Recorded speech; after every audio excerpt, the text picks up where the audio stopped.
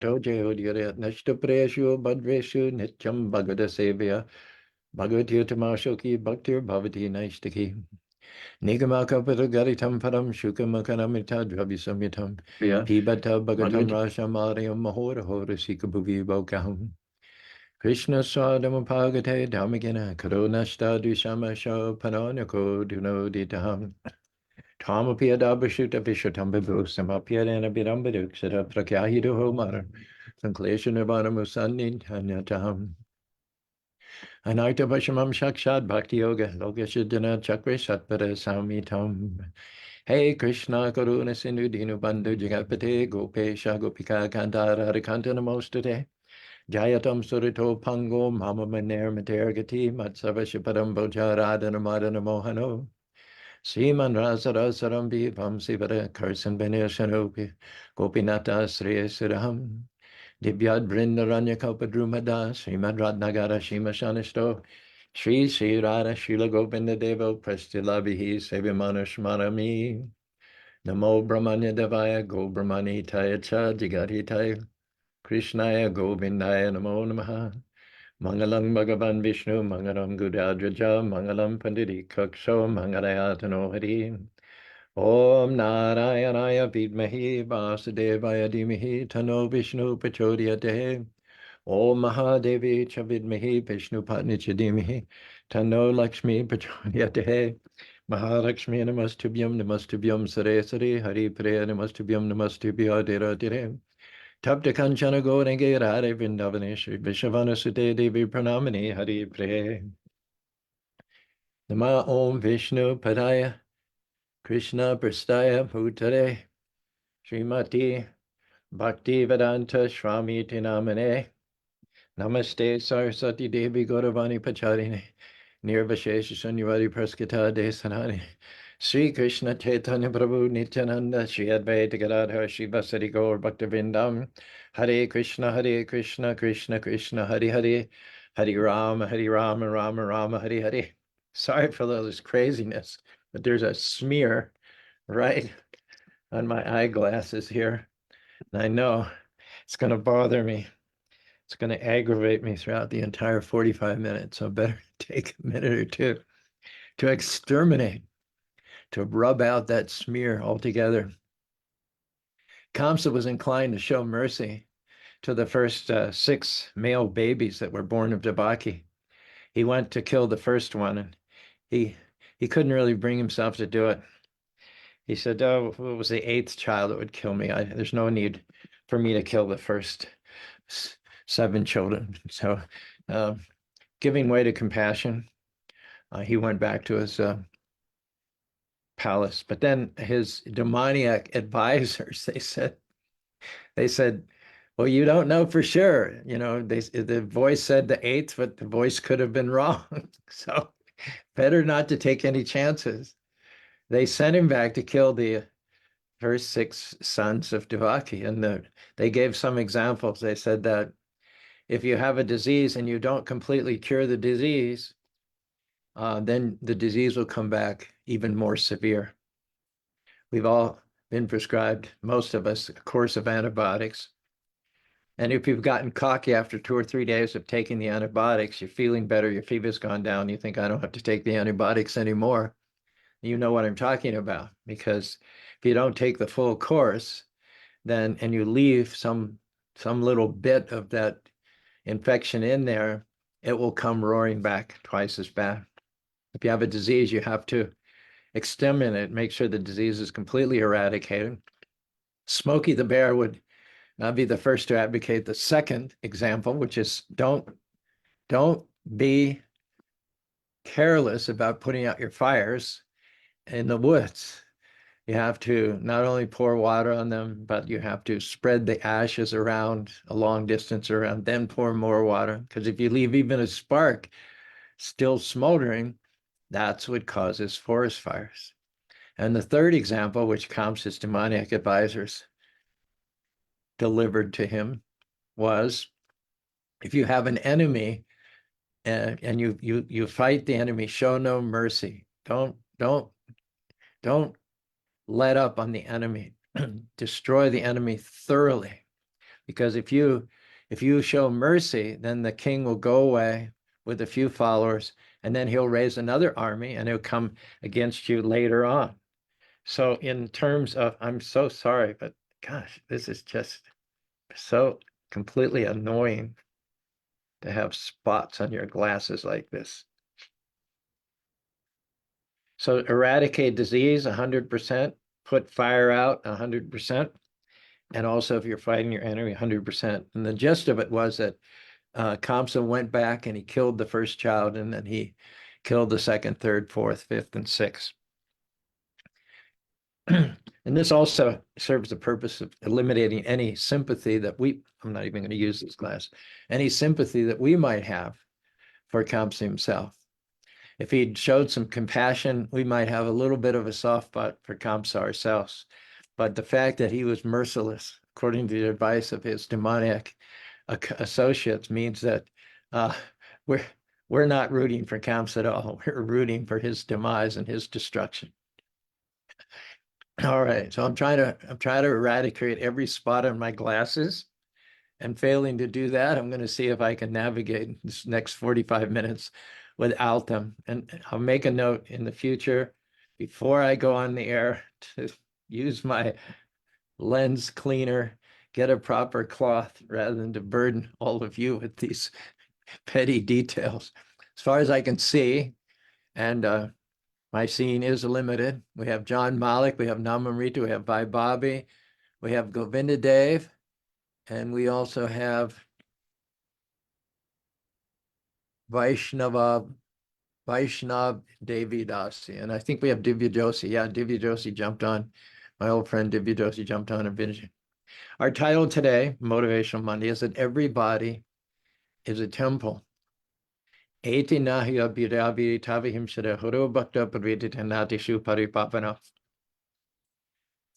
Narada Muni met a bloodthirsty hunter whose habit was half killing the animals. Narada Muni confronted him. His name was Magrari. He said, why don't you at least kill the animals outright? Why do you torture them? And Magrari said, this is what I learned from my father, who learned it from his grandfather. Narada Muni instructed him, purified him to the point where he gave up the practice of hunting. He adopted the practice of chanting Hare Krishna, Krishna Krishna, Hare Hare, Hare Ram, Ram Ram, Hare Hare. And in answer to his concern, how will I eat if I no longer hunt? How will I eat? Narada Muni assured him he'll get more than enough. And sure enough, once word went out that this formerly bloodthirsty hunter was now chanting Hare Krishna and living in a thatched hut, in fact, had broken his bow and thrown it in the river, taken a step from which there is no return, burned his bridge behind him, people just had to come and see him. And it's a custom when you go to visit a saintly person in India, you bring flour, fruit, a little bit of rice. You don't come empty-handed. Well, Magrari was getting more than enough. He was getting enough food for 10 times him and his family members. And when Narada Muni came back that way again, he travels throughout both the material and spiritual worlds. Narada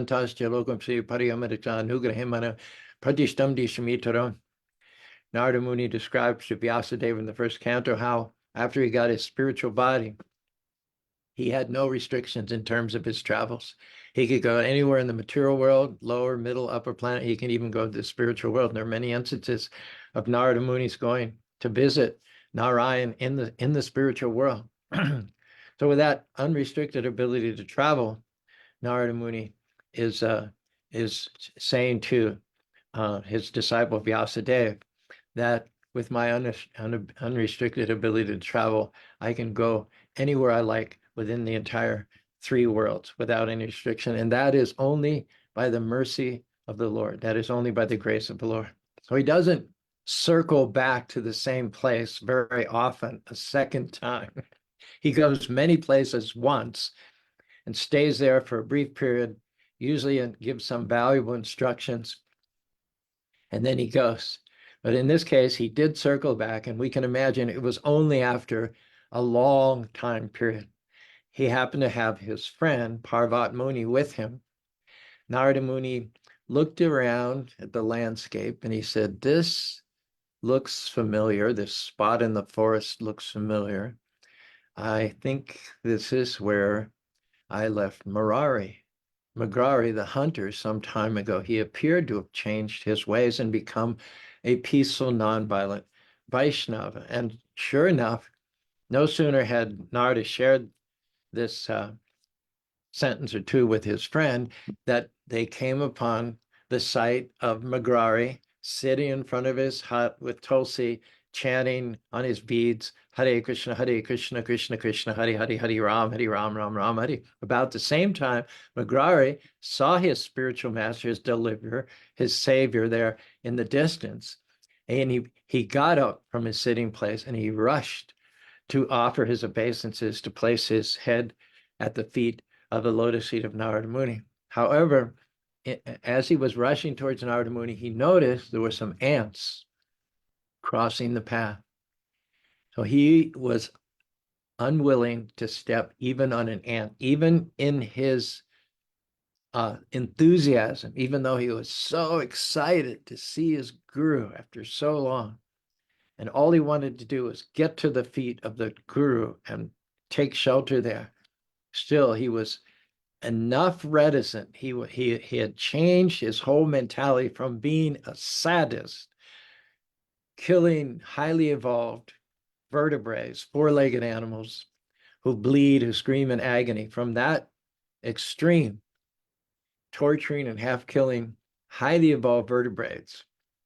Now, as a result of chanting the names of the Lord, Hare Krishna, Krishna Krishna, Hare Ram, Ram Ram, he was unwilling to step on even one ant, in spite of his enthusiasm, in spite of his need to get from A to B, from here to there.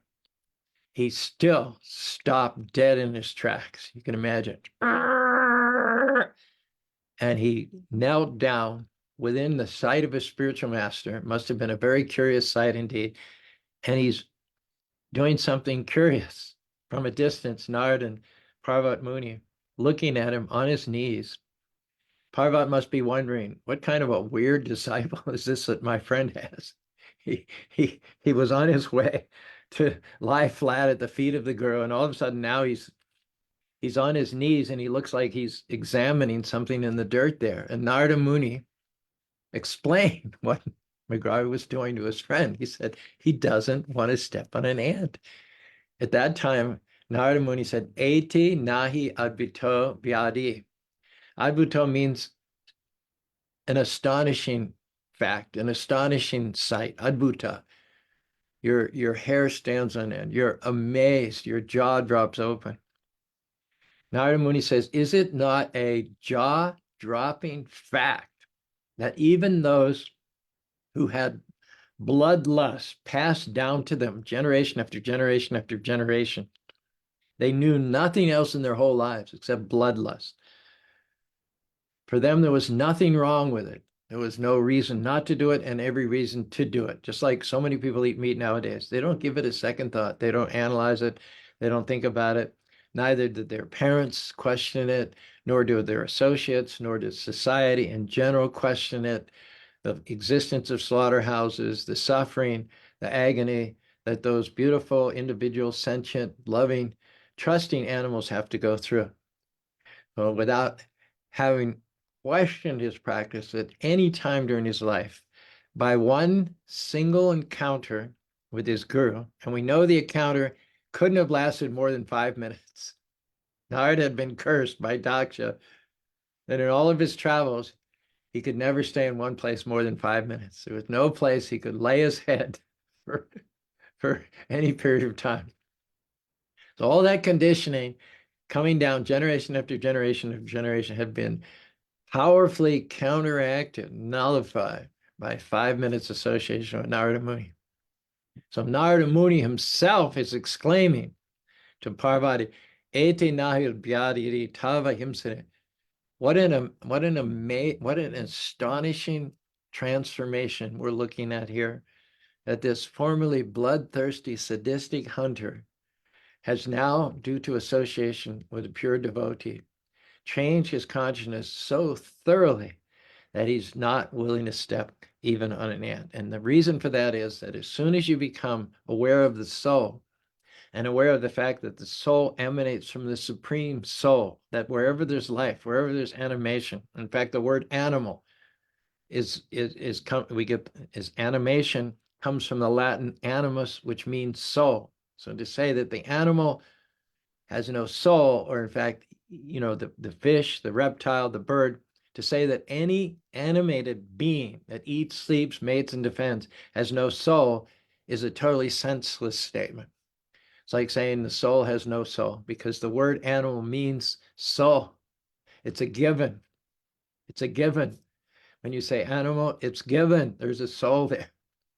So even in the ant, there's a soul. The body may be insignificant, but the soul within the body is very significant, at least to the one person that matters. The soul in the body of an ant may just be an annoyance to you. The soul in the body of a mouse may be an annoyance, or the soul in the body of a cockroach, or the soul in the body of a rabbit. To us, it may be an annoyance. It may crowd our lifestyle, cramp our style. But always remember and never forget, every soul is dear to God, the Supreme Father. I'm sure you've heard this example before. A father might have 10 sons. One son is very successful. He's a doctor, living in a big house. He's lauded. He has his prestigious position in society. Another son has Down syndrome, and he's less intelligent, he's less capable. So if the lawyer or the doctor's son says, my brother, my younger brother, is not fully functional, he's not fully participating in society, he's not making a full contribution. So let's just, for economic reasons and reasons of practicality, let's just kill him. And maybe so that he can be put to some use, maybe we'll eat him. What will be the father's reaction? He'll be appalled. He'll be shocked.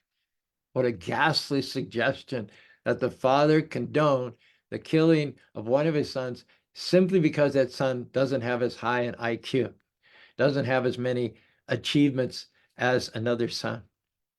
Father will reject that suggestion out of hand and forever after think much less of that so-called successful son. In fact, the father loves the disabled son probably if even more than the successful son.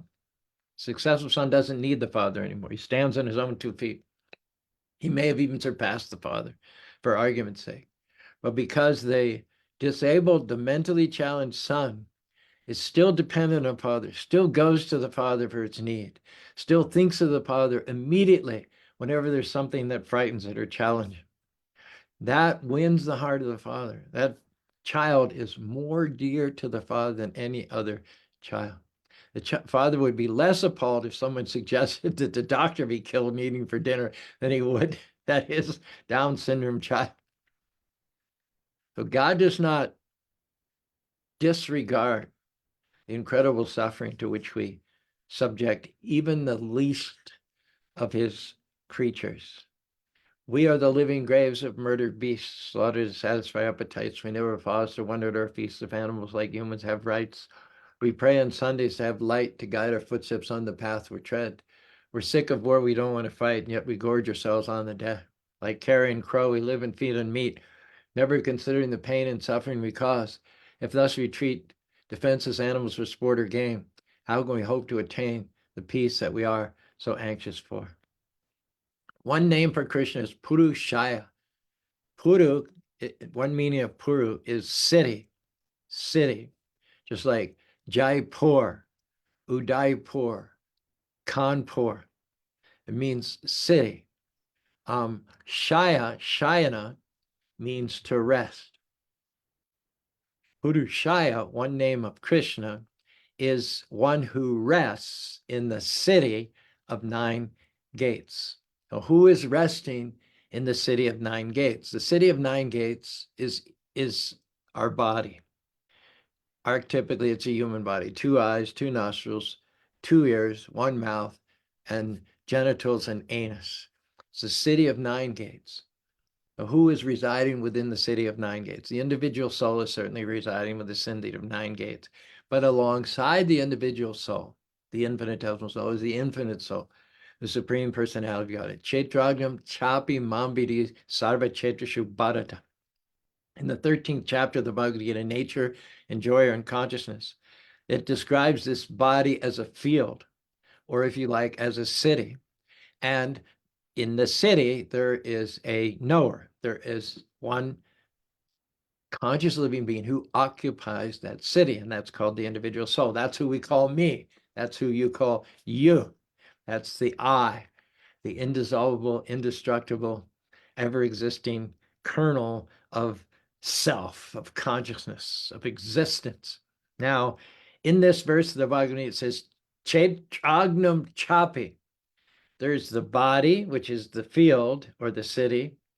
There's the individual soul with cognizance. Generally, the individual soul knows the pains and pleasures in that particular field or in that particular city. But then there's chapi mambiti. There's a third element there, aside from the physical body, aside from the individual infinitesimal soul, there is the Supreme Personality of Godhead known as Paramatma, living within the body of the heart. Within each and every body, even the body of the ant, God exists. The body is described as a temple, a holy edifice meant to be respected, never to be desecrated, invaded, destroyed. And the heart within each body is the altar on which the Lord sits as the Paramatma. The body is a temple. The heart of the body, even if it's the heart of an ant, the heart of a bee, the heart of a bird, the heart of a fish, the heart of a reptile, in the heart of the living being, the Lord sits. Therefore, the heart is compared to the altar, the body is compared to the temple. Now, we do not desecrate temples. When you pass, just think, whenever you pass, whether you're walking, bicycling, jogging, driving your car, riding a bus, and you look to the right or left and you see a temple, a church, or a mosque, you immediately, at least internally, you genuflect, you kind of dip your head, you bow. So in rather than thinking of smashing the windows or painting graffiti on it, that never occurs to any decent, civilized human being. They have the opposite effect. They bow down, they offer honor. Someone might say, well, why are you bowing down to a building? It's not the building, it's what is inside the building. So when McGrary is unwilling to step on an ant, it's not the ant, but it's God is inside the ant. You step on the ant, you step on God as the Paramatma feature. If you've ever been to a big gathering of Indians, you'll know they sit mostly on the floor, and it can get quite densely packed. We had our program in Salt Lake City on Saturday night. It's every Saturday night at 7 o'clock. It's very well attended, particularly last Saturday. It was packed from wall to wall. People were sitting. If you wanted to go from one place to another, what you'll see people do is walking between people and putting their hand out like this, indicating that they should move their feet or move their hands enough that a straight path can be made for the person crossing. The person crossing does not want to step over an appendage. You do not want to step over an ankle, a foot, a knee, an elbow, a forearm, because the super soul is inside each and every body and is considered highly disrespectful to, with your feet, the lowest part of your body, which may have picked up dust and particles of debris.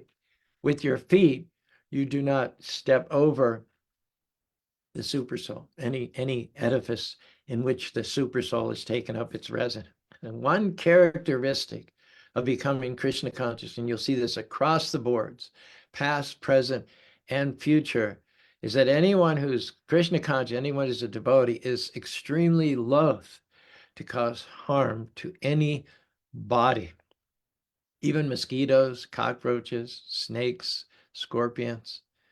Sometimes we have to, for the purpose of preaching, for the purpose of making a spiritual place welcome and habitable by visitors, tourists, but we're very reluctant.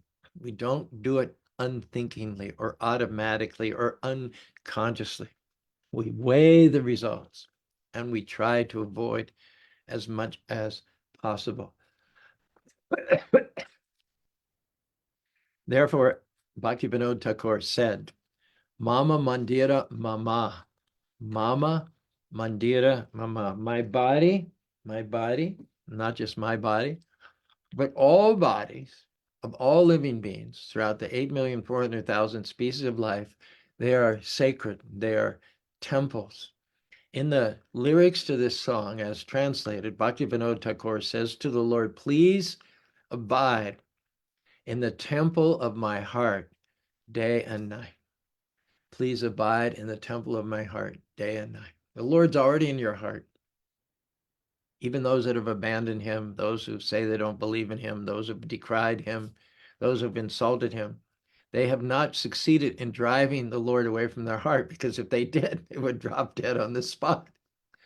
The Lord is not going to heed our calls for his vacating our heart, because he knows if he did that, if he did what we asked him to do, we would become null and void. He's the soul of the universe. He's inside each atom. He's in every heart. Were he to vacate, everything would become null and void. Everything would revert back to non-conglomerate material elements and be overwhelmed with darkness. So fortunate for us, he doesn't take our calls for his vacating our heart, or any part of this universe for that matter, seriously. He does good for us even in spite of our very selves. So then why is Bhaktivinoda Thakur asking the Lord to abide in the temple of his heart when he's already there? Bhaktivinoda Thakur is saying, unlike most people, I recognize you existing in my heart. I do not deny you. I do not want to leave. I want you to settle in completely comfortably. I don't want you to think that you're resented, that there's any part of me that does not want you to be here. Lord, I don't just want you to be a resident of my heart. I want you to know that you are the president of my heart. And seated on the altar of my heart in the temple of my body, Lord, I'm signaling to you that I will worship you. I will acknowledge you. I will honor you. I will pay attention to you. I will bask in your light, which emanates from my core. And I will walk by the light and illumination and wisdom that you give me. Lord, I offer myself totally to you. Take my life, Lord, and let it be consecrated to thee. Take my moments and my days, let them flow in ceaseless praise. Take my hands and let them move at the impulse of my love. Take my feet and let them be swift and beautiful for thee. Take my lips and let them sing always only for my King. Take my mouth and let it be filled with messages from thee. Take my silver and my gold, not a mite would I withhold. Take my intellect, use every power shall choose. Take my will and make it thine, it shall be no longer mine. Take my heart, it is thine own, it shall be thy royal throne. Take my love, my Lord, I pour at thy feet its treasure store. Take myself, my Lord, and I will ever be always, only, exclusively for thee. Now, what is the most visible sign that we aspire to be completely surrendered, completely malleable to the will of the Lord in our lives? If the Lord is in our hearts, on the altar of our heart is a deity, if our body is a temple, then what's the next step? Temples have, if you're a Christian, you have a cross. If you're a Hindu temple, you have the kalash and the lotus flower. You have the chakra at the top of the temple, and or you have a flag, such as they have at Natwar. Might be Hanuman, might be Garuda. I don't know what there is on top of synagogues, but something significant. Mormons used to have Angel Gabriel. Now they've substituted with something, but there's some sacred icon, some sacred imagery on the top of the temple. First of all, every religious building soars, it goes up, it draws our attentions upwards, pointing to the heavens. Not only that, there's a dome, there's an insert, there's something on the dome, something on the tower, which is very significant, very meaningful. And that means that even from a distance, we know this story. Haridas Thakur had been born of a Muslim family. And in the very caste conscious culture of India at those times, no Muslim was allowed to go into the temple. What to speak of 500 years ago? The Westerners, even Vaishnavas, even strict followers of His Divine Grace A.C. Bhaktivedanta Swami Prabhupada, who are spreading Sanatana Dharma all over the world because of their birth, because they're whiteys, they're still to this day, the priests in Puri do not let Westerners into the temple. That was how rigid they were thousands of years ago, and that rigidity still resides. There are remnants of it in certain temples in India where Western-born people are not allowed to go. Haridas Thakur was not allowed 500 years ago to enter into the temple, just as we're not allowed even today. But he would, from his hut, he would look out and see the flag and the dome on top of the Jagannath temple. And that was considered to be as good as visiting the temple. That was a symbol that signified that this is a holy building. You can do that genuflection in your heart, or if circumstances permit, you can actually go and bow down in the dirt right there upon seeing the distant tower of the temple structure. Similarly, if our body is a temple, what are the marks that distinguish it as a holy place, as something which is not to be violated, something which is sacrosanct? That the temple of the body of a devotee who is engaged in the service of the Lord should evoke respect. And the way that that is done traditionally is to put tilok, put the mark on the forehead. One of the most common questions we get from visitors to the temple for the first time is, what's the meaning, or explain that mark on your forehead? We say it's called tilok. It's made from clay or dirt culled from the banks of either the Ganges or the Yamuna River, any other holy place where the Lord might have set foot 5,000 years ago when he came, or if the Lord didn't set foot, because these are holy places that are often visited by many saintly people, such as Narada Muni, Parvat Muni, and others. The dust of the River Yamuna and the Ganges and Vrindavan and other places is sacred by virtue of having been touched by the lotus feet of the Lord and his pure devotees. Bhagavad Gita, Bhagavatas, Tirtha Buddha, Tirtha Kurvati, Tirthani, Shanta Shnena Gadapada, Vyashagat Padadeha, Jatami, Readam Krit Padidam, Prabhajatsa, Narottama.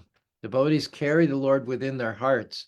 So, in fact, wherever devotees of the Lord go, and wherever their foot touches ground, that becomes, by definition, a holy place.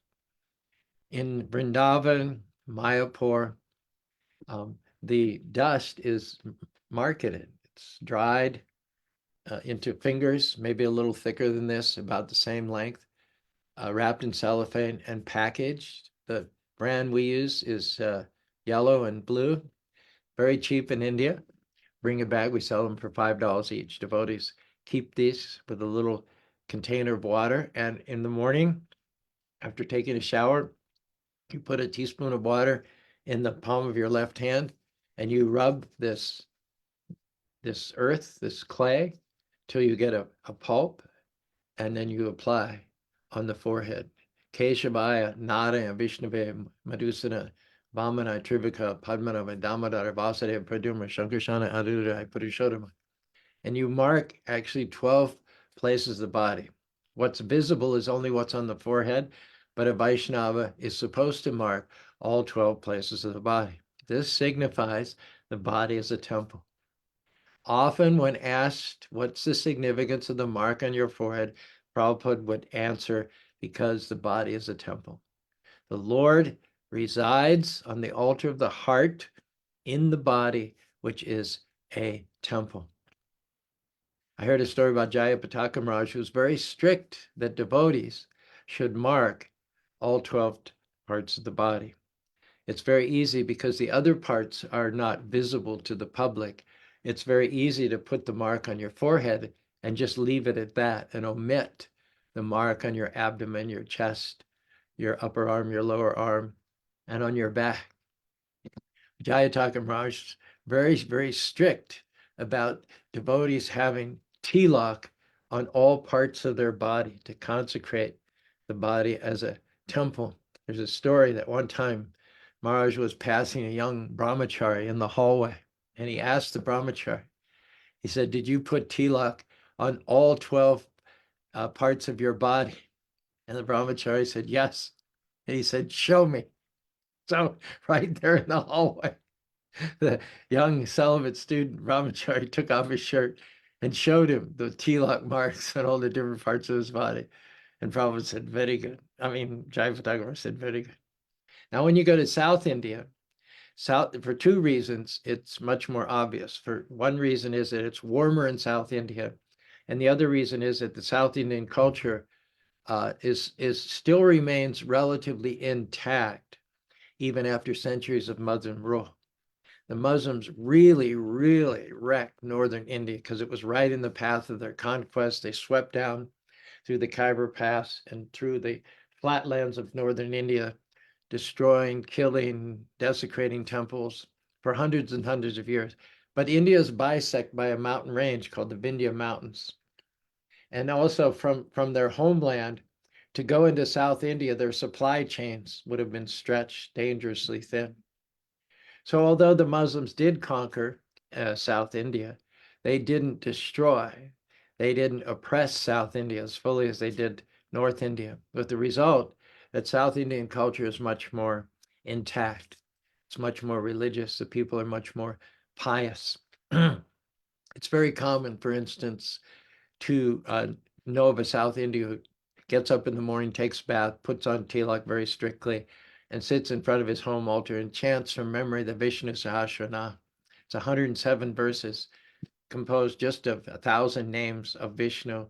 And many South Indians do this on a daily basis from memory. And they also teach their children to do it too. Not as many North Indians know how to do that. And so South Indians, because they're closer to their culture and because it's warmer, it's proportionally warmer the more you move south, they don't wear shirts. Many temples in South India prohibit shirts. You can't go into the temple with a shirt and pants. And the accommodation that many temples have made is there's a change room. You can go in, you can put a dhoti over your pants, and you have to take off your shirt. You can't go in and appear before the deity with a shirt on, not even an Indian style shirt. And the priests there never wear shirts. Udupi, temples in Bangalore, Tirupati, they never wear shirts. They might just wear a little shawl. So you can always see. You can always see. I remember the first time I went to Udupi. There are 8 mats. There's a little square, and there are 8 different temples surrounding, or on either side of the main temple, the Krishna temple there. And each one of those 8 mats takes the charge of maintaining the worship for 2 years, and it rotates. It rotates. So every 16 years, a different temple does it. So there's a lot of Brahmins in Udupi, and they're all shirtless. So I remember that this is just as an aside. I remember the first time that Jai Krishna and I went to Udupi, and we went into the temple square, and there was all these Brahmins running back and forth, arranging the worship and arranging cooking and arranging every evening have a Rath Yatra festival, the parade. We saw a boat festival there where they went into the ghat.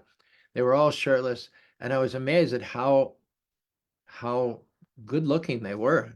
I mean, as far as I know, they didn't go to the gym, they didn't have workouts, they didn't do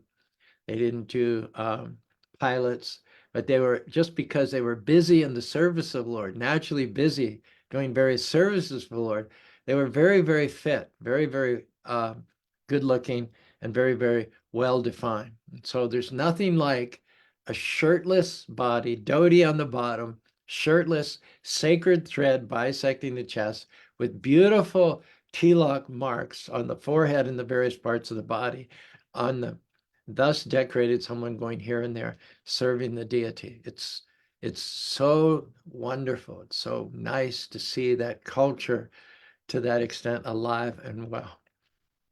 So what about service? What's the mood? What's another characteristic of those who are absorbed in service of the Lord?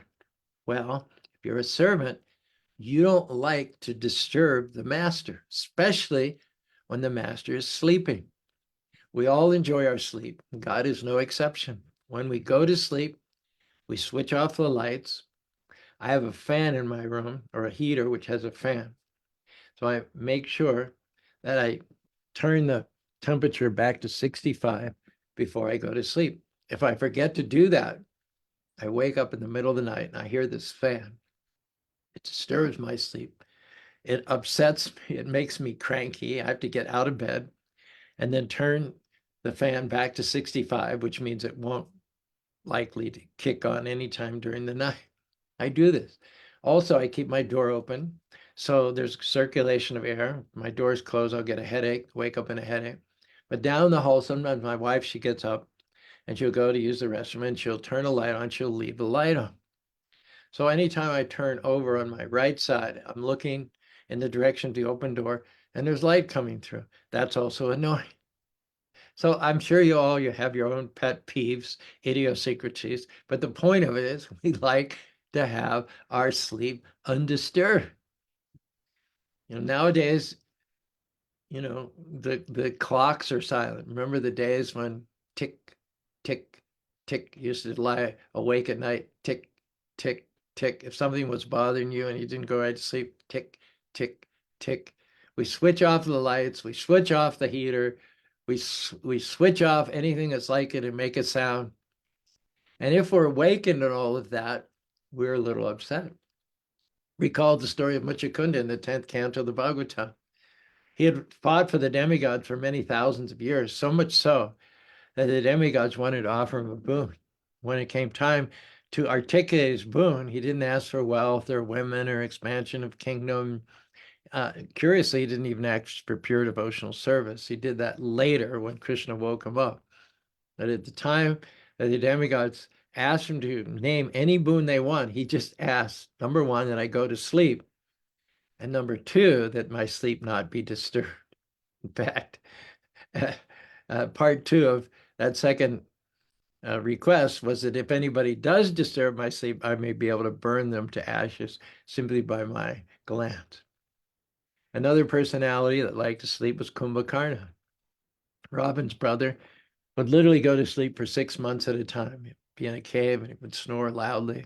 When he would waken up, he would eat warehouses full of food and drink lakes and rivers full of water.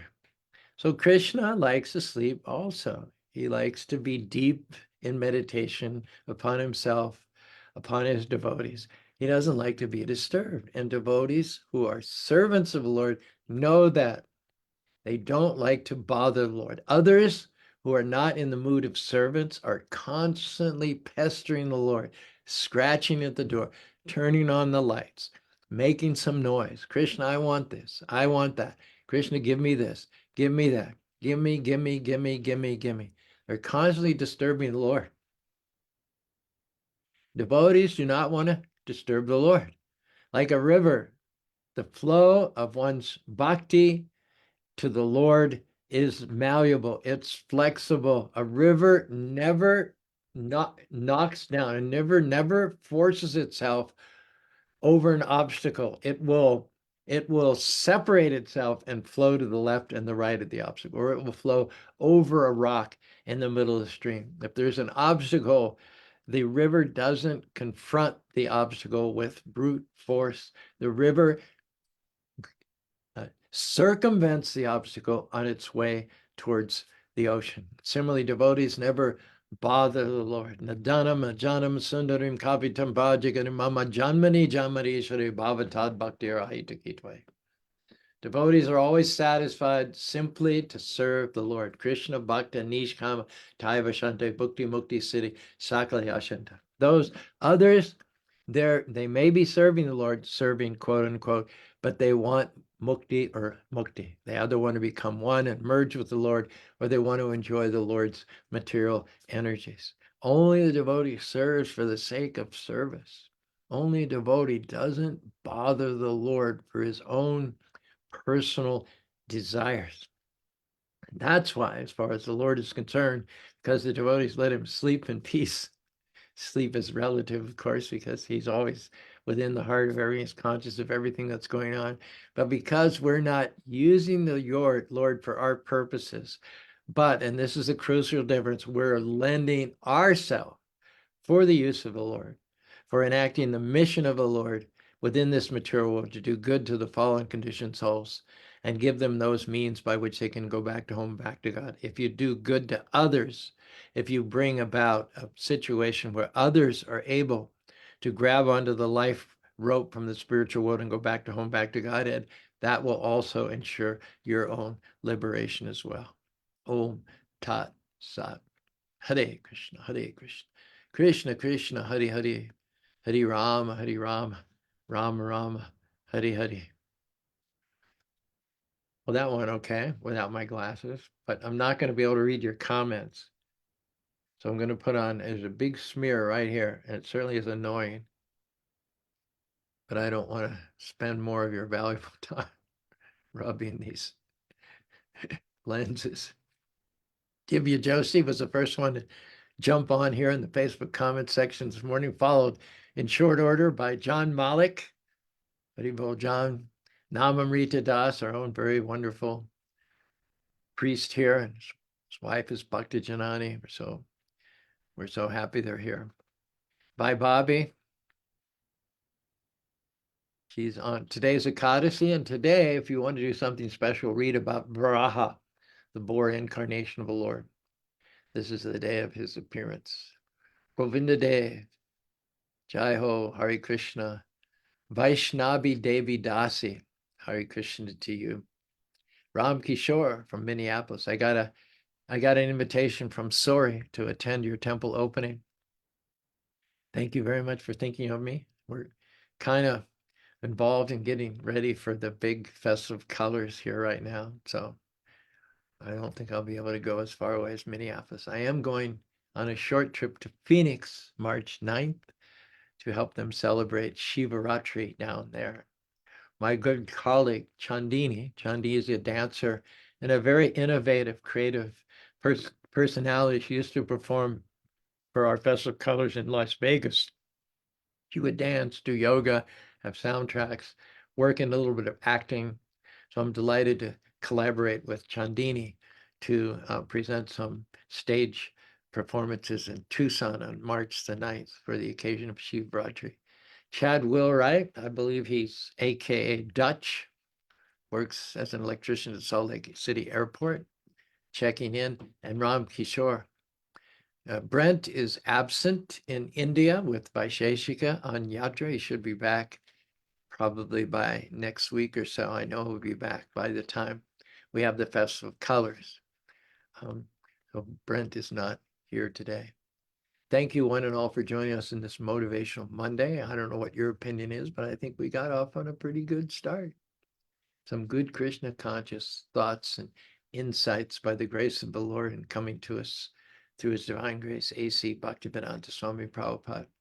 No poetry from the Facebook side, but Rob rarely fails to come up with some nuggets. Do you have anything today, Rob? I've got a few, Prabhuji. All right. Coming through for us. All right. While you Just do as that, just while because you do that, I'm going to cleanse this.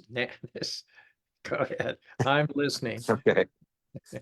Just because it's what our just because it's what your parents do doesn't mean it's good for you.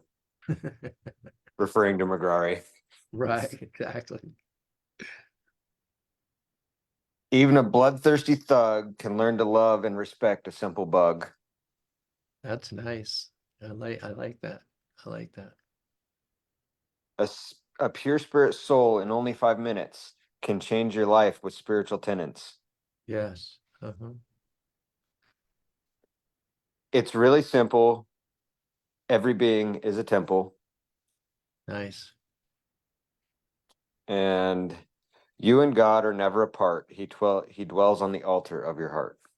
Oh, I like that the best. That's really beautiful.